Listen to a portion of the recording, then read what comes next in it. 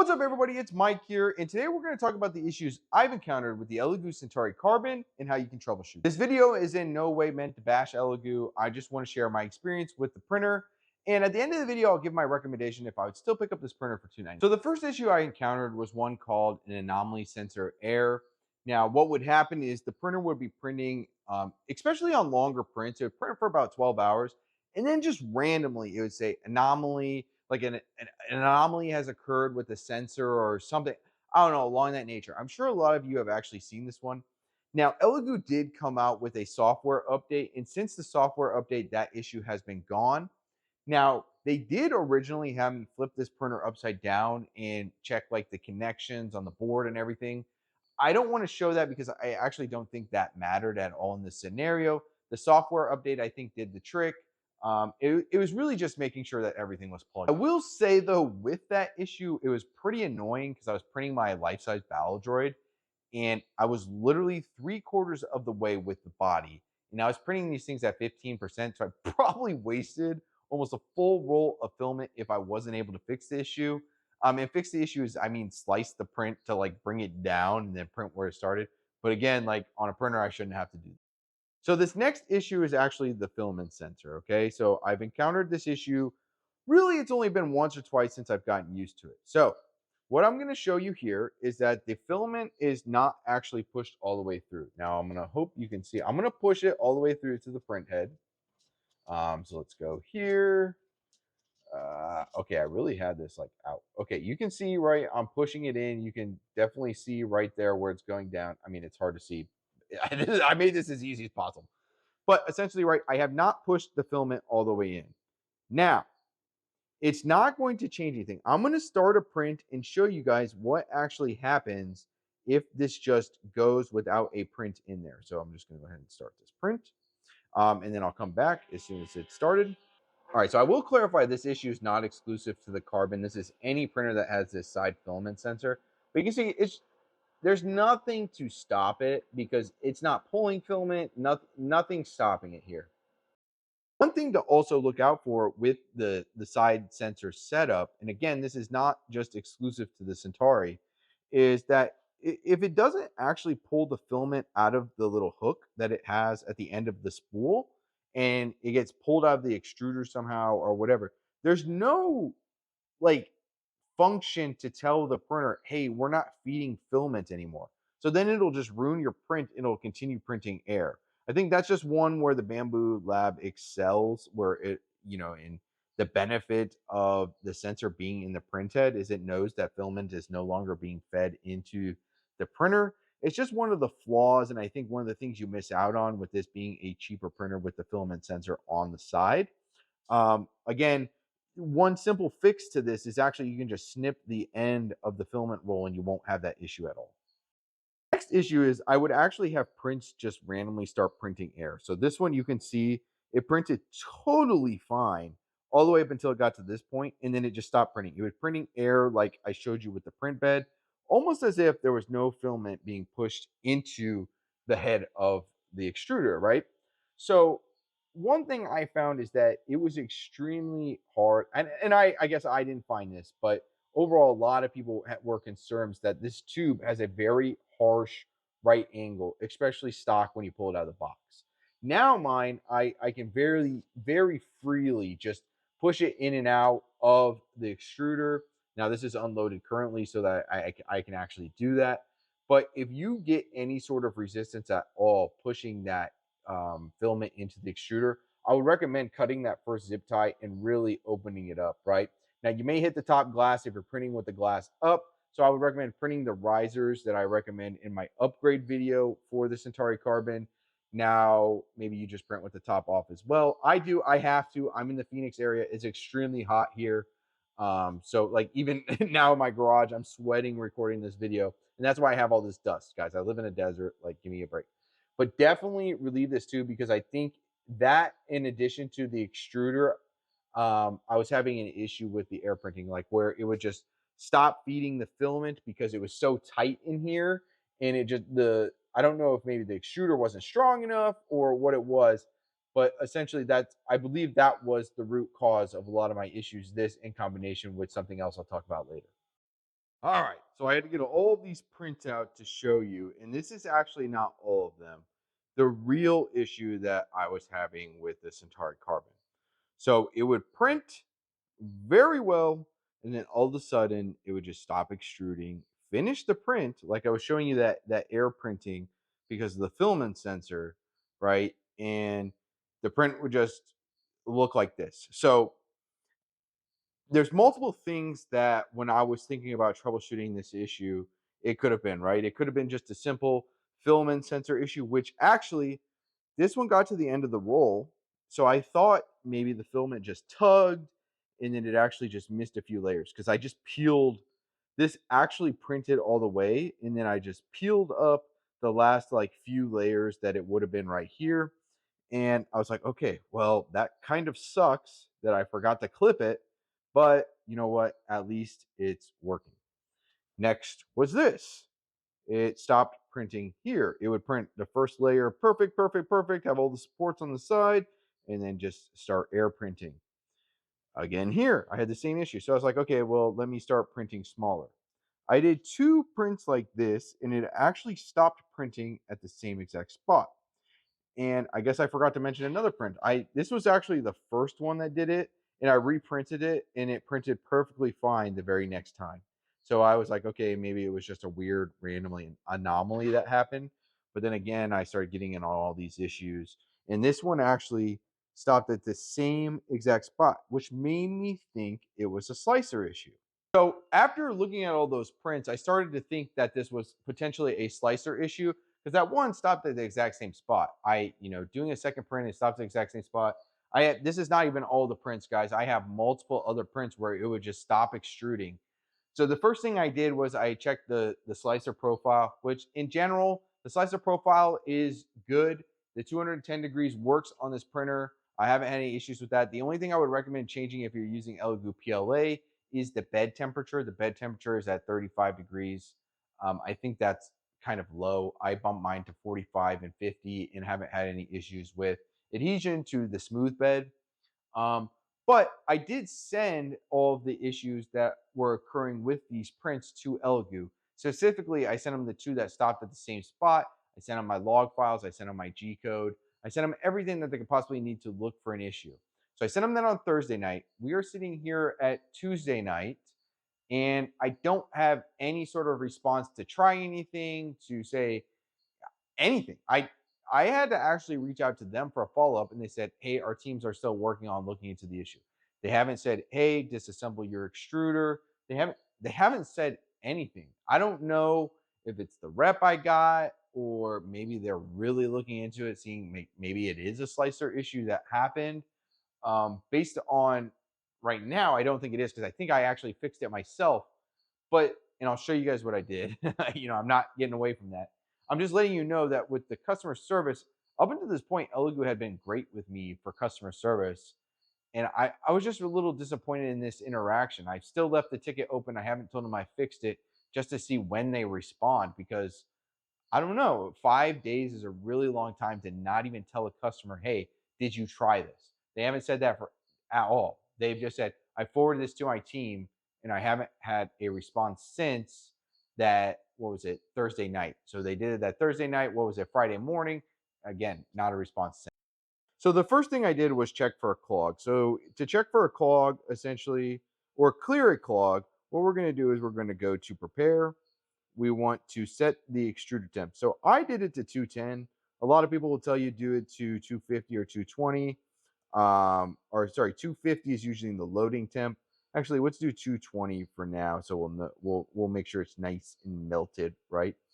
So this is what I did. So we're gonna let it heat up, and then I'll go to the next spot. All right, so Elegoo actually sends you like this little needle you can use to do clogs. So what you want to do is just stick it up in here. Let's see if I can do it before I actually make a cut on this video, so that way you don't have to sit here watching me fail and do it. Well, you're probably going to get a cut. Okay, so now I actually have it in the print head. So you just want to shove it up in there as far as you can, kind of dislodge anything, and then pull it out, right? So Elegoo actually has this button on there that you can push filament through the extruder. I'm going to go ahead and show that to you. So right here, you're going to go ahead and just click this button, and then you can verify, look, it's coming out clean, right? So all of that is clean. So I had all of it ready to go, and then I tried another print, and I was still getting the same fail over and over and over. So the next step for me was actually to pull apart this extruder, which is relatively easy to do. There's just like a pinch on the top for the Bowden tube or whatever it's called, the tube. You can just pull it right out. I did that so that way it's just kind of easier and out of the way for me to view this, and it helps later on. Now this is actually a little hot still, so I got to be careful for when we check this. But this piece right here is actually just magnetized on. You can just lift it from the bottom, and there is a little fan wire you can just go ahead and unplug. That's the easiest portion of this review. Now, I did see a video where someone recommended pulling out your build plate because now this is magnetized. So if any screws fall on the ground, well, you actually have a chance that they're going to fall on this magnetized build plate, right? So from here, you're going to want to get your Allen wrenches out. So there is quite a few screws to take off this first piece. I will say there's not an exact order to take this off, but you have the sock here, right? That's on the extruder, which mine's already ripped, but whatever. Not that it matters. Now we're going to look at this. So we have two silver screws here that you're going to want to take off. Make sure your extruder is cooled down so that way you don't burn yourself when you're doing this, right? There is also 4 screws around the back that are pretty easy. They're right in front of the silver bars on the print head, right? Or whatever it's called. Um, by the pulley system. I don't know what you want to say. So there's a screw here, a screw here, a screw here, and a screw here that we're also going to want to remove. So that way we can remove this piece right here. So let me go ahead and remove the 2 screws on the extruder and those 4 screws real quick. Okay, so I got the 4 screws off of this gray piece. So this just slides right off. And at this point, you might be able to get the extruder off. The silver point usually doesn't stay hot. But let's see if I can get this off. These screws are kind of a pain to pull out. So if you have some sort of pliers, maybe you can just pinch them and pull them out. But I pulled them out with my fingers here. It's okay. Let's see. And this is really stuck in there sometimes. So there is 2 wires right here that you can see. This bigger one in the middle comes out relatively easy. The smaller one does not. So what I found myself doing is just leaving that smaller wire in there. Let's see if I can get any closer. Yeah, there you go. So I've just left that smaller wire in there. Just it was easier to work with. I don't know. So I'm hoping this view is close enough for you guys too. Hopefully it's, this is the best I can get while I'm actually working on it. So I've put, at this point, we're going to look and see if the filament will actually go down through here. Now, this is where the actual extruder itself is in. So I was able to hit load and I could see the filament was being pushed down throughout that. It would do the heating portion, right? Because it's going to push it through the nozzle and plan. So I actually hit load and had it come through there just to test if there was any sort of clog there. But for whatever reason, I found myself just questioning a little bit more. I knew there wasn't a clog because if you push load and it comes through here, there's nothing preventing it from being pushed even further. So I don't know what came over me, but I decided to take this thing apart again. There is screws here, here, and here. So I'm going to go ahead and take those out real quick. Okay, so I do have those 3 screws removed, and you should be able to just pull this off. So this at this point, so if we're looking into this little gearbox, you can see the filament gets pushed down through there. It gets gripped right in here, and it's just going to push back down, right? And then this is essentially what would be pushed with this spring that's right here to cut your filament when you're unloading, right? So I didn't see anything in here. There was no pieces. So there's another video on YouTube suggesting if you have a clog, there could be some filament in here, which I do agree with. There's the potential that you have filament stuck in here.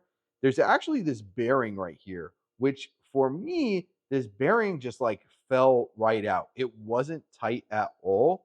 So I'll show you what that bearing was actually connected to, which is this gear right here for pushing the filament in and out. So you can actually pull that out. And I'll show you here. And you want to check this too to see if there's any filament stuck in there, or something that's causing like the spinning or the rotation of pushing the filament down through, um, to have any sort of error, right? I found that this bearing was loose and it essentially popped out. So I don't think it was snug exactly where it needed to be, and there was some sort of grip issues.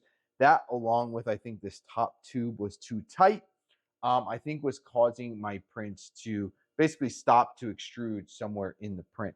Now, this is what I'm guessing. This is my best educated guess because this bearing that is also right here was also semi-loose. So it didn't seem like everything was nice and snug as it was supposed to be.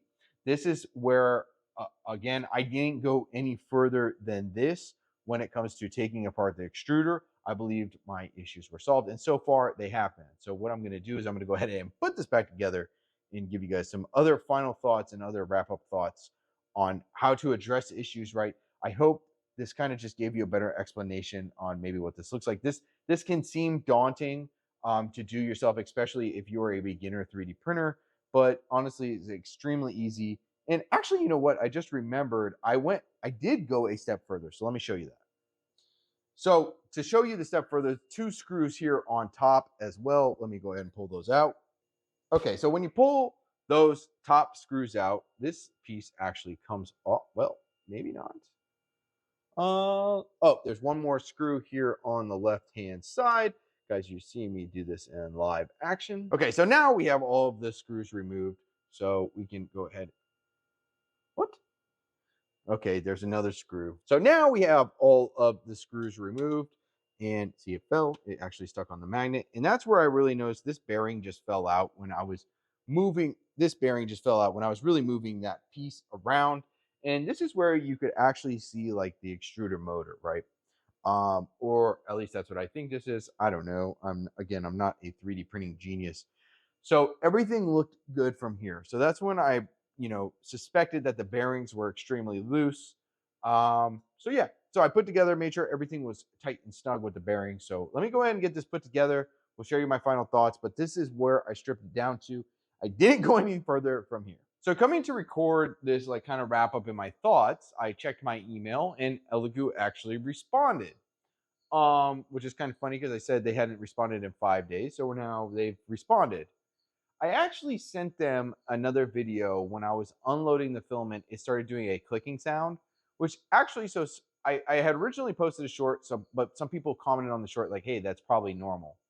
So I was a little negative about it. So I deleted that short because I was like, okay, I started doing some research and it actually was normal.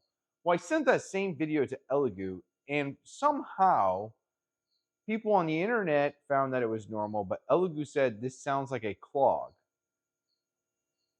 Now, was it a clog? I don't think so, right? I think it was the combination of one of those bearings being loose and I got it up in there tight.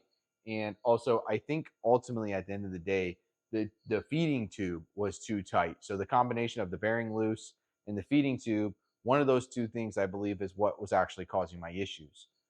So I guess I'm just trying to determine how this customer service was, because it took them 5 days and me following up and sending another video to then make a determination, hey, this was a clog, when they could have sent me that, hey, did you try to unclog this on day one, as a generic step.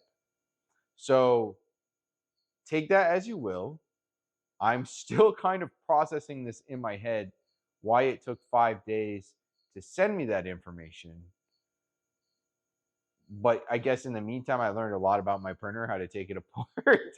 Normally that's how it goes with 3D printers. You learn how to do everything yourself. And actually, there's some other companies that I don't want to mention any names because I don't have experience with them myself, that they were known for just kind of leaving you on your own. So 3D printing, right? It's not always, you don't expect good customer service, I guess. But historically, I've had really good interactions with Elegoo customer service. This was just one of those where I think my frustration was taking a part in that. Now, the key question I think for everyone, you may be asking, would I still recommend this printer? Actually, personally, yeah, because it's been down. I think I've had this printer for about a month and a half, and it's only been down for probably like this time period. But I did have a lot of fails, so I probably wasted about a filament and a half, two rolls of filament. So I mean that's what, $30. Keep that in mind. That is something I guess some people might want to know, which is ultimately frustrating. I did waste my time tinkering it with, but now that I think I have it running again, I think that the printer is going to be good for a while now. We'll see. I'm going to post any other issues that come up with it. You know, longevity plays a key factor here. Are these parts going to last? I'm just kind of freely speaking right now what is on my mind. I think the other thing that you need to think about with this printer is, I guess, is it worth the $299, right? Is this printer worth $299? I'm going to say yes. So I think I I don't know that I would go the route where if I had the money for the P1S or the Carbon to ultimately say, hey, yes, pick this up. But it does play a factor in your mind if space is an issue. Um, you can't have four of these instead of one Carbon. I mean, we all know the Carbon is a better printer. And I'm referring to the X1C. We know that's a better printer. We know what you're getting out of that. Um, the Elegoo is still to be determined. We don't know how many hours this thing is going to run for. So I do plan on posting another 500-hour review, and this is obviously going to be a knock on the printer. But as far as overall, I still think at $299, it's a pretty good bang for your buck printer.